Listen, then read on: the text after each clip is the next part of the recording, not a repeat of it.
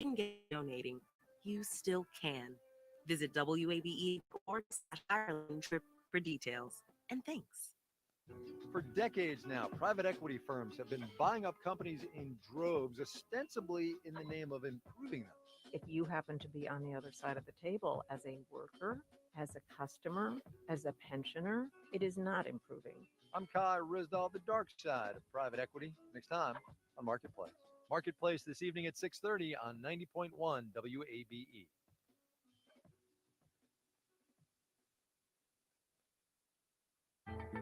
I'm Storm Hicks in Avondale Estates. WABE is online, on your smart speaker, on TV, and on the radio. WABE Atlanta.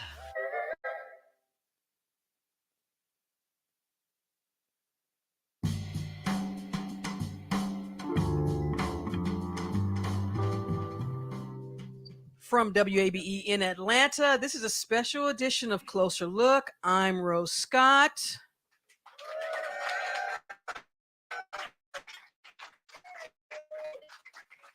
Yeah, I like when y'all do that. Broadcasting live from DeKalb County inside Waller's Coffee Shop. It is our monthly series, Coffee Conversations, in partnership with the Community Foundation for Greater Atlanta. It's a big welcome to everyone who's joining us via live stream. And of course, everyone here who is in person. This is pretty cool. Does this happen every day at Waller's? Yes, no? They're like, yeah. But it's a packed house. And as we do with all of our coffee conversations, the topics are about you, the community, issues impacting the surrounding neighborhoods, your quality of life, what you like, what you don't like, concerns, challenges, and how great it is to be an unincorporated county. Still, like much of the region, many of y'all have emailed or you say, you know what, we are concerned about what's happening with our neighborhood. We love our neighborhood. We'd like to see this, maybe see more of this, less of that. We're going to talk about what all of this is today. We have an incredible lineup of guests. We're going to start with Jason Wall in just a moment. We have the mayor of the city of Decatur, Patty Garrett, is here. A fellow journalist who keeps everybody in the know about DeKalb, Decatur-ish founder and operator Dan Wisenhunt is here. And who knows, we may venture out into the audience and ask you, the community, your questions. What questions do you have? So we appreciate you all being here on behalf of WABE and the entire Close team, as well as Waller's Coffee. And as we do with every episode, we give the people behind the coffee, the owner this time, Jason Waller. Thanks so much for taking time. I really appreciate it. Thank you. Y'all know Jason makes biscuits. I do every morning. Every morning? What time? Yeah. What time you make the biscuits? Oh, drop the kids off at school around 7:05. I'm here at 7:30 doing biscuits and scones. And I've got two other bakers that give me some relief as well. Now, let's talk about biscuits for a moment. We're going to get to community issues. But, I mean, biscuits are a community issue because, you know, if you don't make the biscuits right, Jason, you know. So is this a family recipe? Is this a Jason recipe? You know, growing up, my family would go to my grandmother's house every Sunday after church. Yeah. And my grandmother would, she'd always make the biscuits. And how we got to the table was you'd hear her say, "Biscuits will be ready in a minute." and we'd all get up, wash our hands, you know, maybe not, and go sit down. And we'd all sit down and we'd, you know, do the blessing, and the biscuits come out hot. And she made her own jam too. Yeah. So that's how I enjoyed biscuits. But this is not that recipe. This is just something we've worked up. Boyd Baker, actually, he owns Howdy ATL and over by the zoo. Yeah. And he was a big help with me in learning baking. So I've just been kind of tweaking it. I want them big and fluffy so I can put sausage, bacon, and cheese and egg and stuff inside it. And so. I had one. Yeah, I had one. It's a big biscuit. It's I like big. them big. Yeah, I like them big biscuits. Is there a key ingredient that you think people need to understand about making big, fluffy biscuits that folks maybe mess up sometimes? Oh, gosh. Come on now. Buttermilk. Buttermilk? Buttermilk, vegetable shortening, and butter. I'm loading it up. And that's it, really. Vegetable shortening and butter? Yeah, I do like a half and half That's a thing. lot. Yeah, I could do all butter, but then they get really buttery, Yeah. and then I could do all vegetable shortening, and they're still fluffy. But I like butter. I like butter. Well, now that we got the biscuit conversation out of the way, let's talk about Wallace for a moment. How long y'all been here? I've been on the property almost 6 years in Yeah. August, and we just celebrated 4 years in February open. Yeah. Um, Why this community west location? Nobody wanted this building, and Oh, I well, that's a good wasn't. reason. And I was somebody who nobody wanted to rent a building to, and so I just like this place was covered in kudzu. I don't know if y'all remember. 6 years ago, half of the building was kudzu. Most of the property was kudzu, and for that year and a half I spent trying to get open, I was outside taking all that out. Volunteers, friends, family Yeah. come in and help me transform this property, and it's always been a long shot, Mhm. and it's always been this like swing for the fence moment in my life, and so I was able to like see the end product, look at this property and see what it could be. No one else saw it, and Yeah. so I was like, all right, let's make this happen. And why this community? I live here, Yeah. and I wanted. Oh, I'm gonna get emotional, I guess. Go ahead. I'm a musician as well, and I was walking dogs, and I was walking one day. I was like, why is my life not fulfilling? Why am I not doing the thing that I'm aligned to do? And I turned my head to the side, and I saw this for rent sign. It's not this building. This is the third building I tried to get into. Well, you got a story. Yeah, yeah, and I was like, that's it. I wanted a coffee shop, but coffee was always the vehicle for community. Yeah. I wanted music, art. I wanted mental health focused groups and nonprofit organizations to come and use this place. And I wanted those three aspects. I wanted music, coffee, and mental health awareness. And Yeah. I think I've done it. I think I've done it. What has this journey been like as a small business owner? I would say to anyone starting a small business to not do it. I don't know. It's the hardest thing I've ever done. Yeah. I'm totally not qualified for this, and I have an associate's degree in video production that I got from the Art Institute of Atlanta in 1999. Means nothing now. It's been my grit that has made this happen, and it's been the support from the community. Yeah. There's been so many times where we're going to close our doors. The community steps up, the right Really? amount of money shows up at the right time, and we just keep operating. Yeah. And I try to do it. I try to do it day by day, week by week, and but really it's a month to month thing to make sure the rent and the bills, and I try to take care of my staff first actually, and then the rent and the bills. How did y'all make it through the pandemic, Jason? The community. We had a couple of members that showed up really like that first 7 weeks, 8 weeks. That someone sponsored a free coffee Friday event where somebody just wrote me a check, and was able to give free coffee to people, and then the money that was left over from that day got to go to the staff in the shop. Things like that. We have a Patreon page that helps out monthly. Um, Lots of small pivots that made big changes. Baking, I didn't really bake much until the pandemic. We moved outside. We were a tent, a little coffee tent, and I made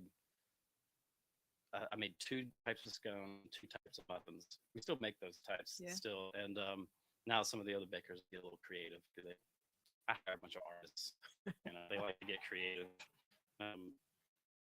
But yeah, in the pandemic, and I know we were a music venue, and I saw that we operate more as a community event space, and so now I've switched how we book things here. Like, I don't book bands and book us. If somebody wants to do a big party, a big release show, they come to me. We run for them, and there's like an online rental form that you can fill out. When you were first starting, did you find that you had resources that you could seek out as a small business owner wanting to open up a coffee shop? Yeah, I got an SBA loan. There's a local nonprofit, ACE, Mhm. and they mainly work with minorities and women. Mhm. I don't know how I think me being poor helps. And and Poor is the just majority these yeah, days, and just but having a vision that people could get behind. And, we've had ACE on the program, and I want to say, and I was the remark I made about being poor, but understand this: for folks who are trying to start a business, or not, big Fortune 500, and those programs are so important in helping entrepreneurs and small businesses. So they help you out. I That's a would good not thing. have been able to do this Yeah. without that. Yeah. Sure. Yeah, it has been a real, just real grateful Yeah. for that, and then for just our monthly donators, the people. We used to have rent parties before the at the end before the in the before times. We'd be like, oh man, I don't have rent money, and then I just have like 10 or 15 musicians come up, play music Yeah. all day, donate their time, and we'd have these big parties, and rent parties were fun, especially when the weather was nice. We'd do them outside. But then my coffee customers don't like it when we do things during the day like this, because yeah, they're in there working on the screenplays, and Well, it's we not about them. right. I'm just kidding. No, I'm just kidding.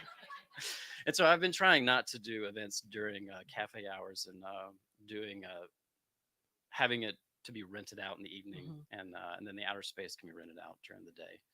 This part of DeKalb County, which is it's unincorporated, and there's a lot of small businesses just up and down this street, a lot of mom and pops. You all, what concerns do you hear from them, and what concerns do you have? Do you worry about big development coming in? And I'm not going to mention the big name, but like a big box store that begins with a W that might come in or something like that. Oh, they're down the street. Oh, they're down the street. Yeah, they're pretty close. I could use a sidewalk. We could use a light on this road, Okay, all right. so that the Dearborn Animal Hospital and Wagalot, they come across the street a lot. So we got people with animals walking back and forth. Anyway, um, I welcome more people, more customers for me. I don't feel threatened by other coffee shops, in particular, just because we offer something totally different than anybody else. Those And biscuits. as one of the biscuits, Yeah. yeah, we roast. We serve Dancing Goats coffee. Know them And well. Yeah. they've been just so awful. Sorry. They've been so You used awesome. to serve dancing goats. We used to, yeah. No, their customer service is the best, and they're all just some of the best people I know. And the coffee's always been excellent, and so we're really happy to brew that up. What's the identity of this community? How would you define that? Like the Decatur community, or, Well, or this the community. coffee shop Well, community. this community, because y'all are Um, in unincorporated. So if I say Decatur, someone will send me an email. That ain't Decatur. That's So, true. Yeah, my address is Decatur. and the mayor's but, over here, yeah. and she'll say this ain't Decatur, and I'm like, I'm stuck. So I'll ask you the question.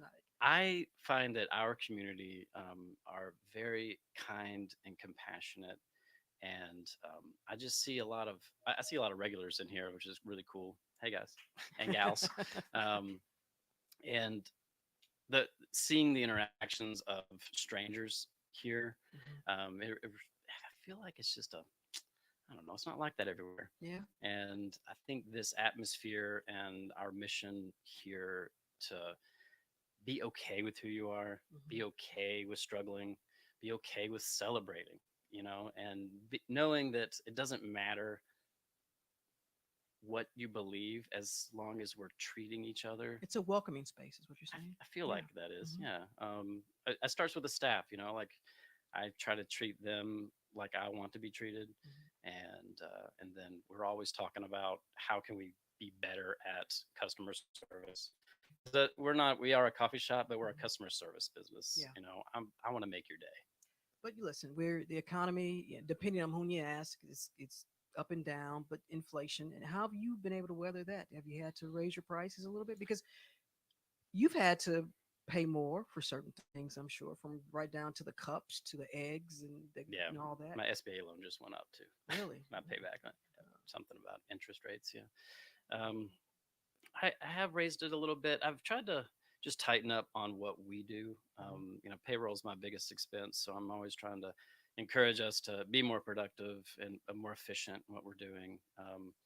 I'm getting better every day, but incrementally, Mhm. and that's all I ask for the staff and myself is just try to be a little better each day. Mhm. And I've seen some wonderful things happen just with this small incremental growth. And I'm proud of it for sure. Jason, you mentioned that several occasions you thought you were going to have to shut down and close. Yeah, no, Yeah. it feels like every 3 months I'm like, oh god, where all that money go? um, and right now we're like day to day. It's Really? yeah, I mean, I don't know. I don't want to spin a sad tale, but small businesses are hard to run. Yeah. A coffee shop like this is hard to run. The bottom line isn't my um, priority, which it should be as a business owner. But making that positive impact means more to me. So what do you need, Jason? Do you need more folks to come in? Do you need to think about your those events that you do? Do you need to maybe think about what you're charging? You know, because this is your right now. This is so it's a huge part of the community, and I know folks would be sad if you close the doors, but at the same time, you've got to you're a business person, so you Yeah, I mean, I've invested so much time and effort and and into this that there's no way I'm quitting, and I know that that's the only way that this can really fail is if I just give up or stop trying. And yeah, if they come in and shut me down or say, you have too much money here or this is doing this wrong or whatever, that's fine. I can handle that. But I couldn't handle like looking my kids in the face knowing that I didn't give 100%. And it's hard. It's hard going without. It's hard navigating, which bills to pay, when. But I feel like we're moving in a positive direction with the way we do a rental now. It's like so I just fill out a rental form and then I get back to you, and I don't have to gatekeep music here. It's Mhm. just like the community says, "Hey, you want to do this at this date? Boom, let's do it." And that's been working, and it's been really great. Got a variety show this Friday. I've got a wedding reception Saturday. We're Yeah. doing a benefit show on Sunday for Amplify My Community, um, which benefits the Decatur Education Mhm. Foundation. We're going to be singing some Elliott Smith songs. Actually, Blake and Ian behind the bar are going to be singing along with me some Elliott Smith songs Okay. on All right. Sunday, right All right. where we're sitting. Will Wallers be here a year from now? I hope so. I'll be here a year from now. Yeah. I don't know about the place. um, yeah, I think so. Every time we've gotten in a tight spot, like I said, something magical has happened. I believe the intention of this place and the heart of this place is separate from me now. Mhm. And I am another thing I'm proud of is that I've created something that is taking care of itself, and it's the community input making making those magical connections. Let me ask you this, because with elected officials and what's happening in Washington with Congress, that's a whole nother segment. But with all the back and forth and folks arguing, you feel like that what's always gets left out is the plight of the folks like you, and you feel like sometimes your interest is not even being considered. You know, the plight of a small business. I mean, Uh, do you pay attention to that? I don't pay much attention to it. Yeah. I, you know, I believe like how much information we get, all the news is kind of pumped at us. Um, it's distracting for me, Hmm. and I get overwhelmed with other problems outside of my circle, Hmm. and so I really try to focus on me, my family, my kids, my friends, my community, and work in circles like that. If I have the time and energy to help somebody outside of that, Hmm. then I will. But I really got to focus all of my energy on what I'm doing on a day-to-day basis and not politics or You mentioned mental health being part of this in terms of why you wanted to start Walls. Well, your support, your mental health. Who do you turn to when the plight of being a small business owner gets a little bit too tough at times? So you turn to. I go to the river. It's not a bad I go place. stand in the river. I like to pick fish out of the river and put it back. Call it fly fishing. Yeah. um, I like to sit in nature and notice things and kind of, I don't know, just process. And if I don't get that time alone, I'll notice my brain gets a little too anxious, Yeah. or the depression will get a little too heavy. Um, I've got a therapist that I'll go to Mhm. when I can afford it. Um, and yeah, that's what I try. And I've got some like great staff and Yeah. friends that kind of, I don't know, we lean on each other, I feel like. I understand that. Let's get to another big important topic, which is the drink of the day. Would you mind telling the audience what the drink of the day is? We have a lavender mocha, the Rose Scott special, and I believe it has oat milk. Is that right? Yes. You make sure you ask for the oat milk. And Yes. yeah, we were gonna do rosé, but I felt like it was too early. It was too early. I would say something, but my boss is here. Oh yeah. Don't tell my boss I'm drinking this early. Just kidding. This is coffee. Jason, as we begin to wrap up, and you talked about why you wanted to start Wallers here, and you look at the room; it's packed here. This is your community. What do you want them to know how important they are Oh to you man, all? I am so grateful. It's every day. It's nice to see the regulars. It's nice to hear. Oh, it's my first time. What can I get? Um, I I honestly, like, I could not have done this alone at all. Like I told you, I'm not smart. I don't have money. I don't have the looks, and now I have glasses, so it's kind of helping. Um, it no, really, it's not me. It's maybe I'm a facilitator, Mhm. but it's been the community that has kept this place open. It got us open, Yeah. and it keeps me like giving that 100%.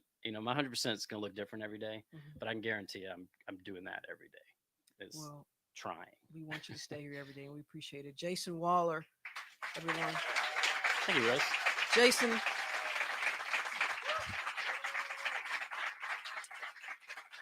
best of luck to you. Much continued success. We'll come back, okay? Awesome. We'll Thank come you. back. This is Closer Look live coffee conversation with Rose Scott in unincorporated DeKalb County. We're back in a moment.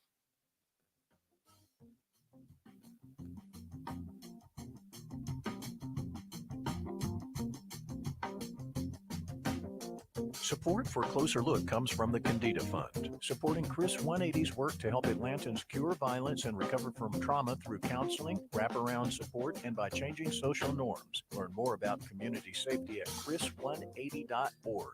And from Jim Ellis Automotive, offering jimellisbuyscars.com, where you can learn the value of your car, receive an offer, and sell your car. All at jimellisbuyscars.com. You're listening to Closer Look with Rose Scott. Miss part of today's show? You can catch all our conversations at wabe.org/closerlook. And we want to hear from you. Send your feedback to Rose at wabe.org. Again, that's Rose at wabe.org. Stay tuned to 90.1 WABE, Atlanta's Choice for NPR.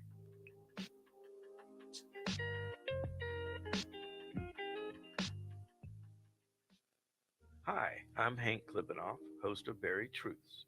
The full season of the podcast is out now, and I sure hope you'll join us for a live taping on May 2nd. You'll be able to see some of the faces behind the voices. We'll share some photos and other elements of our work, and we'll also have a few surprises. That's Tuesday, May 2nd. Details and free tickets at wabe.org/events. Half the people in the world have a menstrual cycle, and yet it's still greatly misunderstood. Anthropologist Kate Clancy joins us to discuss the science of periods and the ways we conceal this simple fact of nature from daily life. But really, a lot of us are experiencing like are having these massive physical experiences that we're just constantly hiding all the time. That's next time on Think, tonight at 11 on 90.1 WABE.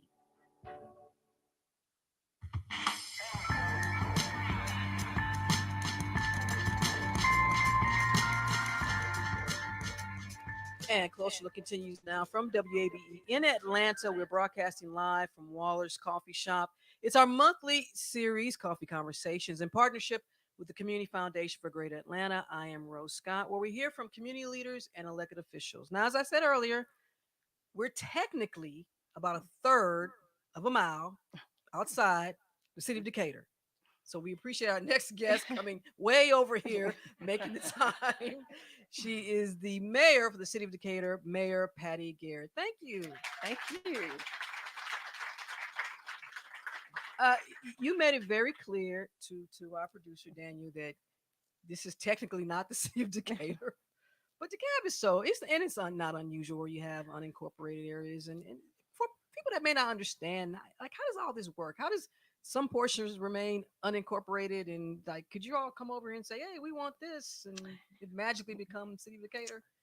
Well, it's a little harder than that, let me just say. So, and the only reason I even mentioned that was because I just wanted, I try to let people know, and I love Wallers. I live about a mile and a half from here. I'm really close, and but a lot of places have a Decatur mailing address, and many of those places are in unincorporated DeKalb County. And I have a great relationship with my fellow elected officials in DeKalb County.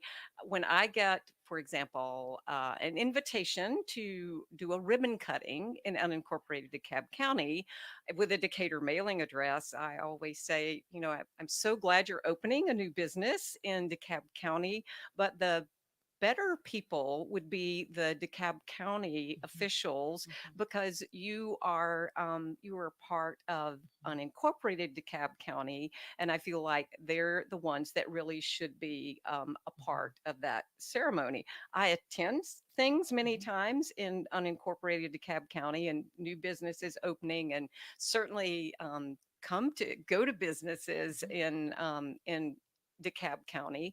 I was at the State of the County address yesterday with CEO Michael Thurmond, and I have a really great relationship. And in terms of annexation, it is something that when we consider doing something like an annexation, when we incorporate something into the city of Decatur, then becomes on our tax rolls, and it is we have to work with our school system, we have to work with the county to see if it makes sense for that to happen. And the city of Decatur is only a little over 4.5 square miles. It's very small. You can walk it. You can walk it. Yeah. I do walk it. So would you like for your city to be just a little bit bigger in terms of its footprint, or are you okay with where it is now?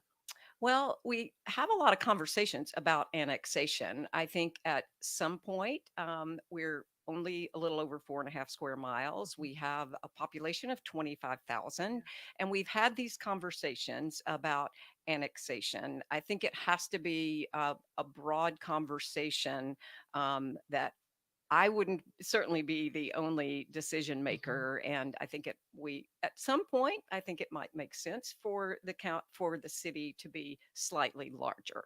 Are you able then, do you feel, with where it is now, because with affordable housing and housing issues, and you certainly understand that, you worry about the city of Decatur being too big, and then you really have to start having these conversations about annexation and just having more space for folks?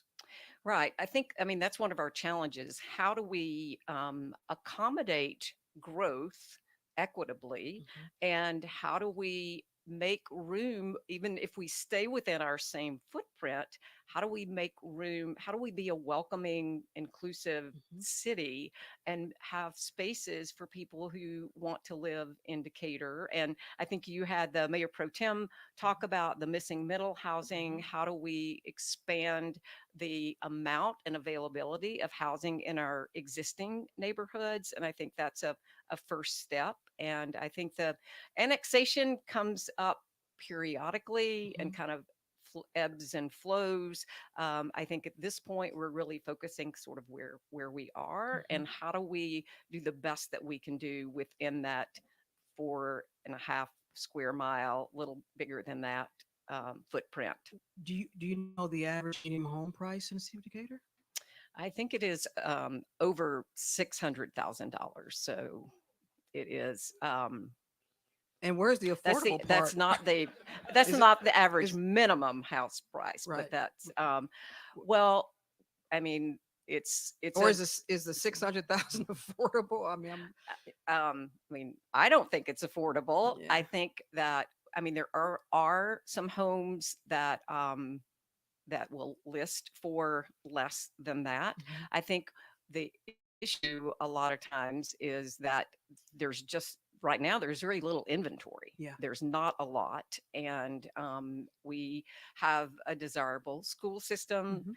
We're small, and so we're having to find other ways to try to have affordability with with a land trust, with the missing middle. Yeah.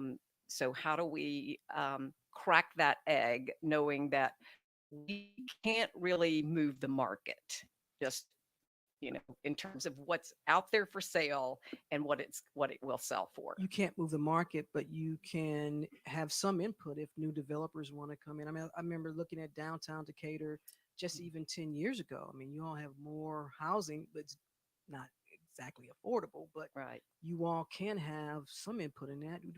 If there's new development that wants to come into the city of Decatur, they say, hey, we want to put up some high-rise, condos. What are you asking them? We have a required 10% affordability component, so inclusionary housing. I think with the cost of construction now and with where interest rates are, I think that is an amount that we hope can work in the market. And we have our first units that will have that 10%, but we also made it for any development that is 5 units or more. So anywhere from, like, if you're building a 10 town home smaller development, it still has to meet that 10% affordability. So it is not just in a larger apartment complex, but it is in any multi-family units that are being built. That was my next question, because we can have a whole another conversation about single family zoning, multi-family housing, and folks will say, well, we welcome new housing, but we want it to represent the community. And then you get into all of that. How do you balance the desires of different communities, different folks? In other words, in my neighborhood, not my neighborhood, we don't want this here. We want it here, but it has to look like this. Right. And or we want it in Decatur, maybe just not next door to me. Right. So Yes. I think we have an elected body that and a support of the majority of the community to make bold decisions and to do things for the good of the whole. And with our missing middle, we're reintroducing what was embedded for years in the city of Decatur. Every neighborhood has some older duplexes, triplexes, and quadplexes. And so, and how do we assure that it will, I mean, the way we assure it's going to like fit in is it will have the same requirements than as if a single family home was going there, the same, look and feel, the same lot coverage and that sort of thing. You get pushback? Do you get people saying, well, the city of Decatur is just too small, Mayor. We don't really need more. Do you get that? Well, what we're doing right now with our downtown master plan, and I actually spoke to, this is a government month, I think, in the elementary schools. So I've been making the rounds with the elementary schools. And one of the things I've said is, do you ever hear anyone talk about we have too much traffic in Decatur? And every hand in the room goes up. And I say, well, I moved here over 20 years ago. Most of you in this room are 8. And so I've been here a lot longer than probably most of your families. Does that mean I get to, use those roads first? You Mhm. know, is there a pecking order in the city of Decatur in terms of who's been here the But longest? there's a perception because I get emails and I come to Mm. Decatur and I talk to folks. A lot of times, folks don't even know who I am. I'm just asking questions, just roaming around downtown. And I hear conversations, and people are very protective of their communities. And they want diversity, but they want it on their own terms. They don't want any public housing or assistance. But that's not bringing in diversity if folks want to be able to dictate who gets to come in based on income or perception. Well, I mean, we have a very active housing authority, Mhm. and we have housing in the housing authority has housing in a number of locations Mhm. in the city of Decatur. We are working to put 66 additional units at Legacy Park, Okay. working with the Decatur Housing Authority. That's phase one. There will eventually be 132. Okay. And but the pushback I usually hear is about overcrowding of the schools or traffic. And so I think, and I mean, those are some legitimate concerns, but I think, we have to make sure that we can address those. And then we've lost a lot of diversity. And how do we, racial diversity and socioeconomic Mhm. diversity? And so our strategic plan is pretty clear. Our vision statement states that Decatur will foster I think it's a thriving, welcoming, Mhm. equitable community for all now and in the future. And how are we serving those who are future generations? And so then at the top of that list, when you talked about what you cannot control and what you can, what do you hope to implement now that can maybe speak to that mission, that vision that you just talked about? Well, I think the housing at Legacy Park Okay.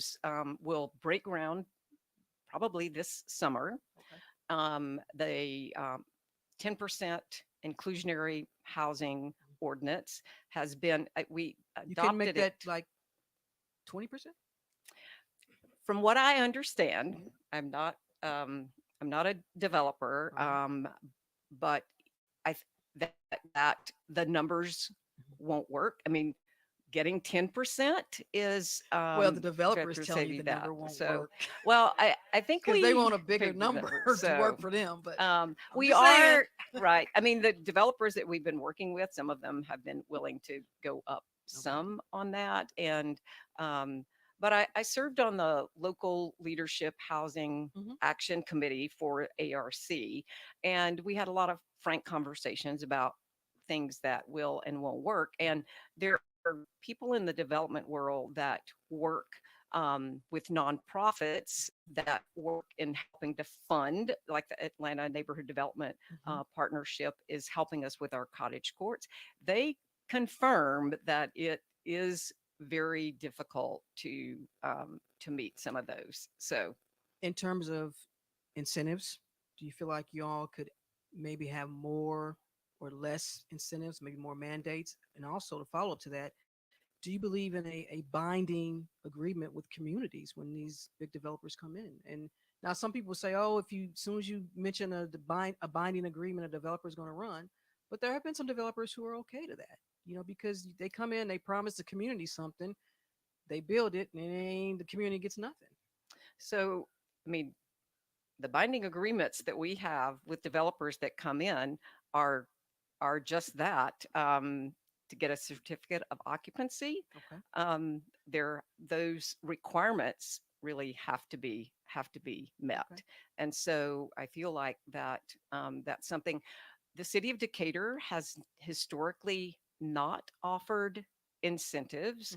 Mhm. We have helped pay for, like we're helping pay for the infrastructure with the housing authority Okay. for putting in, you have to have roads, Mhm. sewer, water, electricity, all of those kinds of things that add to the cost of a Yeah. development.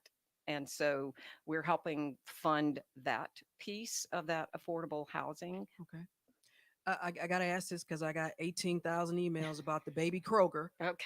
Uh, and if you're listening in, Albany of Valdosta, like, what's the baby Kroger?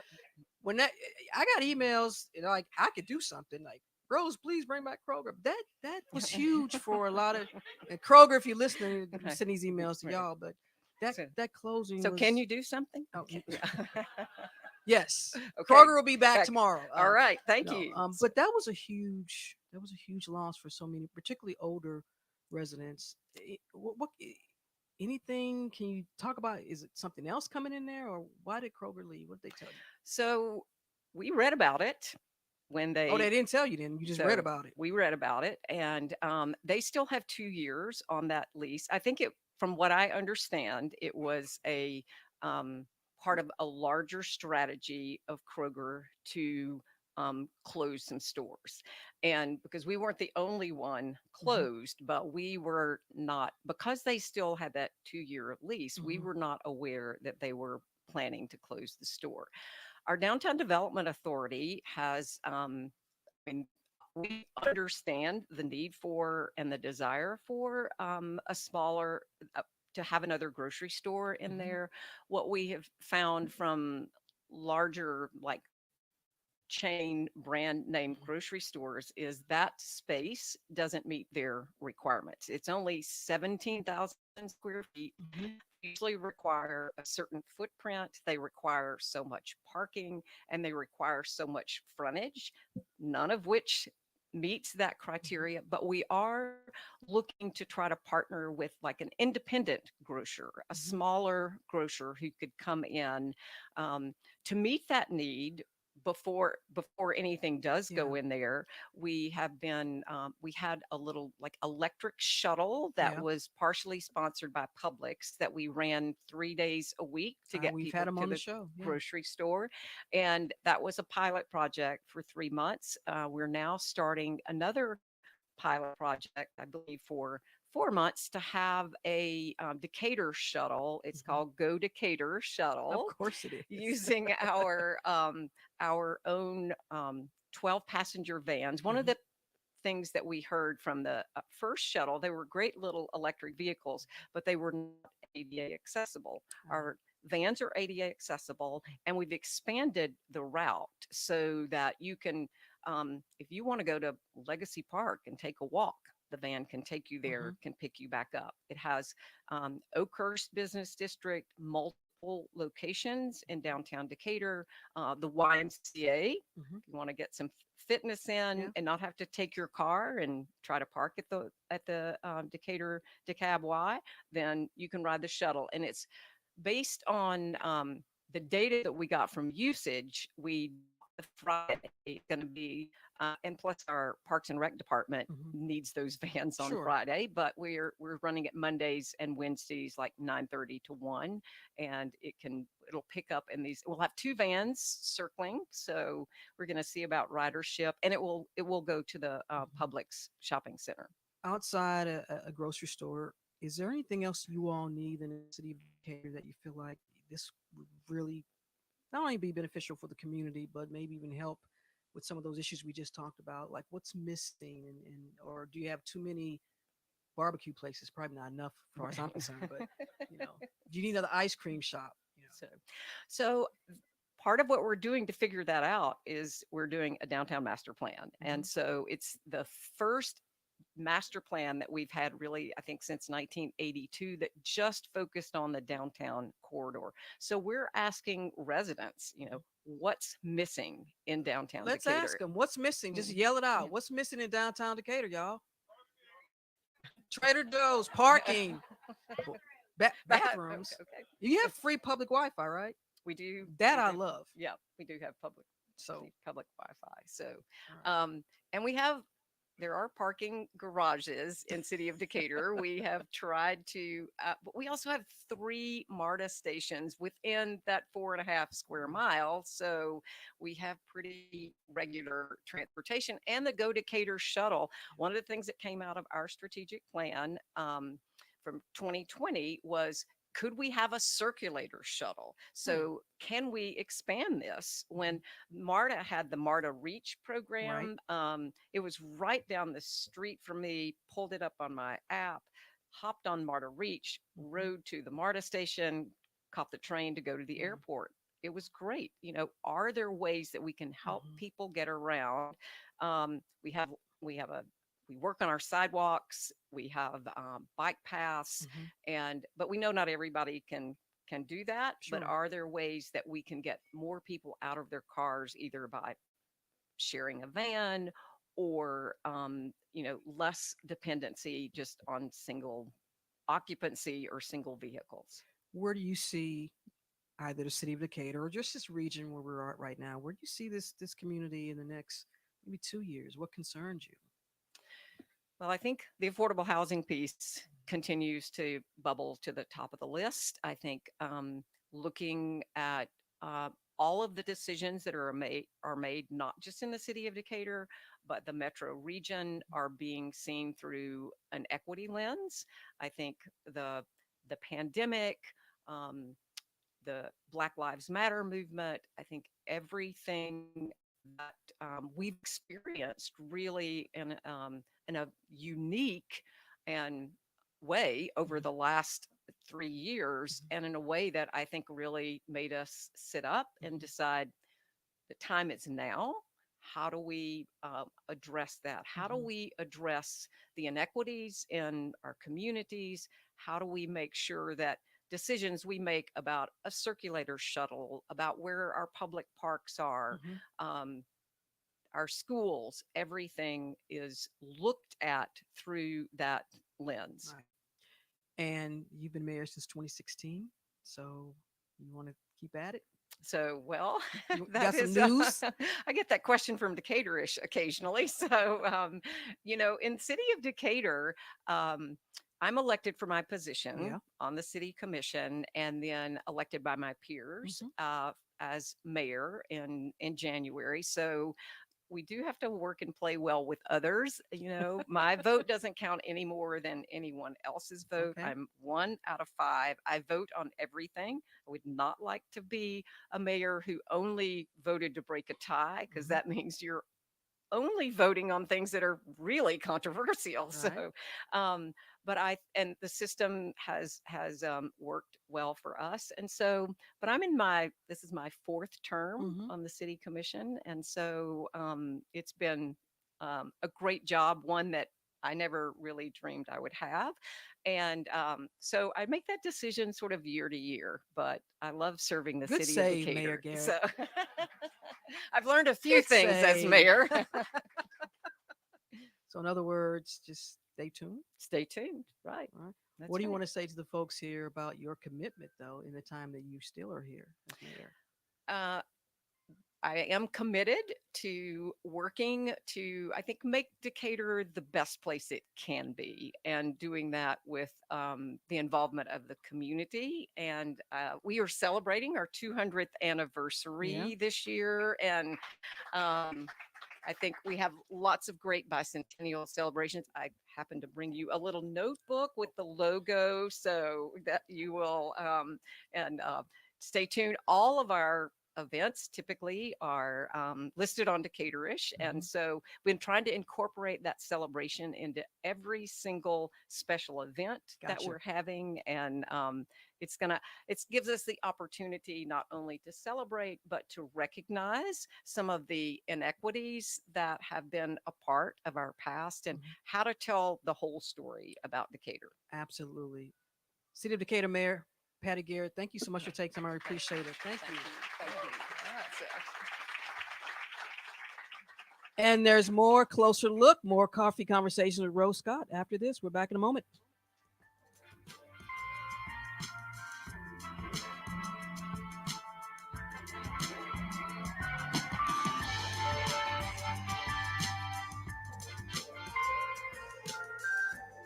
Support for WABE comes from Community Foundation for Greater Atlanta, proud sponsor of today's Coffee Conversations with Rose Scott at Waller's Coffee Shop on Decatur Industrial Way. Rose talks with civic leaders and community members discussing important matters that matter most. More information available at wabe.org/events/coffee conversations with Rose Scott. And from Inspire Brands. Inspire Brands is proud to sponsor Soil Festival 2023, presented by Foodwell Alliance and WABE. Soil Festival is a family-friendly event at Maddox Park on May 6th. If you just don't want the bother of selling that old car, boat, or truck, consider donating it to the WABE Vehicle Donation Program. Learn more at wabe.org/car donation. It's easier than you think. Next time on the New Yorker Radio Hour, Rebecca Mead on the UK's new king and the future of the monarchy. The strongest argument for its abolition is that it is a violation of the human rights of the individuals in the royal family. We'll also look at the fall of Tucker Carlson and what that means for Fox News. That's next time on the New Yorker Radio Hour. Saturday morning at 7 on 90.1 WABE. If you've ever thought, one day I'll travel to beautiful Ireland, you're in luck. If you donated to our spring member drive, your name's entered into our Heart of Ireland sweepstakes. It's a week-long trip for two, traveling from Ennis to Dublin. The prize includes tours, meals, hotel accommodations, and more. If you're getting down to donating, you still can. Visit wabe.org/Ireland trip for details. And thanks.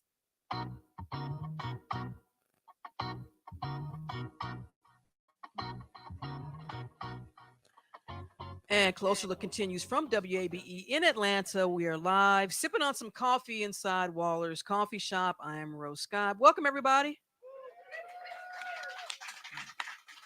I am now joined by Dan Wisenhunt, based here in DeKalb County. He's the founder and operator of Decatorish.com. And I got to tell you, Dan, I've known you for a few years now. How do you do it? You're like almost a 1, 2, 3 person band over there covering DeKalb County. Well, Rose, isn't Rose the best, everybody? Just want to say she is the best. So I wanted to tell this story. So I started, this is our 10th year in business in Decatur. We have a business license in Decatur. I live in unincorporated DeKalb because I can't afford to live in Decatur. And and before we were anybody, Rose was having us on her show saying, hey, come talk to us about what you're doing. So Decatorish would not exist without Rose. Aww. Period. So for sure. We get by, it helps that I have no life. And I'm sort of a degenerate workaholic. So that helps. But I love what I do, and I can't fire myself, which is great. That is true. And by the way, Dan's beautiful baby boy, JP, was the first Closer Look baby that came to the station. He was like, what? 8 years ago. Yeah, he was little. And so he's technically in the top 3 because Samantha, who is also one of our producers, she has the cutest baby. And then LaShawn, my producer, just had a baby, Larvine, and he's the cutest baby. So JP is still in the top 3. He's kind of he's up there. I'm his dad. I wouldn't say he's the cutest baby, but he's funny. So you heard all the conversations we heard today, and I know you cover all of this. Is it housing, transit, public safety? What do your readers most want to hear about and keep you accountable for holding others accountable for? Food. Yeah. They really love. Every time we publish a story about a restaurant, it is like rocket fuel for the website. I'm not here to tell readers what they should or should not like. I will say that Zoe Seiler is our first full-time reporter, and she is celebrating 2 years with us. Yeah. 2 years she's been putting up with me and Decatorish. But one of the things when we talk about the newsroom is, you can do a food story. It takes you 15 minutes tops to do it. And then we can cover the stuff that we really want to talk about, which is affordable housing, what's going on in our local government, why I'm mad at the DeKalb School Board today. Just the general things. But food, crime would probably be a close second. That Go Decatur shuttle story, people love reading about that. Yeah. We got all kinds of questions. You never know day to day what people are going to take an interest in, so that's always fun. And you've covered education and for DeKalb County schools, and it's been interesting. You also have been very vocal about, when you all work hard, and I understand this, you work hard, you enterprise a story. Zoe broke a big major story and we had her on. And then other outlets might borrow your story without. Well, this is a great way to segue. So we actually have a partnership with Atlanta News First, which is used to be known as CBS Atlanta, the CBS affiliate. So we share a lot of content with them, and I just came to the conclusion that if you can beat them, join them. So we have a partnership with them. We help each other out. I help them with stories. They name drop us. So now, whenever the other TV stations, which I shall not name, come looking to us for help on a story, I say, "Oh, okay," and I turn around and I contact Atlanta News First and say, "Hey, this TV station I won't name publicly is trying to get this story. Would you like it instead?" And they say, "Sure," and that's how it works. Dan is so messy. It's good mess though. We have fun. My job is nothing if not fun. But you're also a small business in a sense. So yeah, that Jason Waller Yeah. tugging at my heartstrings. Talk about I also have no earthly idea what I am doing. I do not have a business degree. I started Decatur-ish mainly to get a job at other places. I wasn't trying to start my own business. Just somewhere along the way, the war kept perpetuating itself, and people started reading it. People started supporting it. You know, we got 2,500 paying subscribers. Yeah. Can you believe that? Yeah, I crazy. can. That's crazy to me. You know, like we've got 2,500 people in our community who really for nothing in return, although we give them an e-edition and we give them freebies and stuff like that. Just want to see the news, and so we actually have started a new subscription drive. We're trying to get 700 more by July 1. We registered a great URL called supportyourlocalnews.com, which I can't believe was unregistered. So go tell your friends to supportyourlocalnews.com and yes, become and a support Decatur. your local public media station. A mere $6 a month. Okay, now you're getting into my like a pledge drive for Decatur's here. I don't know how y'all do that, but Yeah, I don't know how we do it either, but I've been doing it for 20 years now. But hyper local is so important, Dan. And you know, as a fellow journalist, you know, we get pushback from people that want you to cover something specifically next door to them. You know, how do you balance that with requests from people? But you're covering DeKalb County, the entire county. You know, I don't find that there's a whole lot of distance between what people ask us to do and what I can do. On occasion, I'll be like, you know, that would make a great letter to the editor. Why don't you send me, you know, and I let them kind of do the work for me, which is a nice trick I came up with. Parents wanted us to cover Decatur sports. Now, I'm not a big sports guy in general. I didn't play a lot of sports in Wait high a minute, school. you post about Alabama football I'm all the time now, but back I'm in the not a day, big sports guy. Yeah, Come yeah, on, yeah, man. yeah. Not in the sense that maybe other people are, and so the parents, you know, if we try to dip our toe into sports, you know, I'd get a bunch. Why didn't you write about a kid? You know, you'd always get complaints. So what I figured out is I hire a kid at the high school to write it, and see, nobody's going to complain about a kid from the high school writing it. You know, whatever's in it. I'm like, well, you're going to have to talk to 10-year-old David, you know, and tell him your concerns. And I never hear anything. And so that's what I do every year. I find a couple of sports writers at the high school, and I pay them a little bit, and they come out and they like the clips. And although the kids coming out today are smarter than I ever was, so I usually try to tell them to go do something else career wise. Well, let's talk about the state of our industry for a moment. I spoke to some students at Georgia State a couple of weeks ago, and they asked me about my concerns, and you know, my concerns are that we will get to a place where people just won't have faith in credible news outlets. That's a big concern for me. Yeah, I think it's important though to make a distinction between what's happening at places like CNN and Fox and MSNBC and what's happening at the local level, because you can't go out and have coffee with the person who's telling you the news on CNN. You could probably find me in any coffee shop. You know, people find me whether I want to be found or not sometimes, but I think there's a big difference between what's going on at the local level, and I'm glad you brought this up because I get a lot of, are you worried about Chat GPT? Are you worried about? I'm like, unless Chat GPT can go sit at a 6-hour city commission meeting and then ask people questions afterward, we're going to be fine.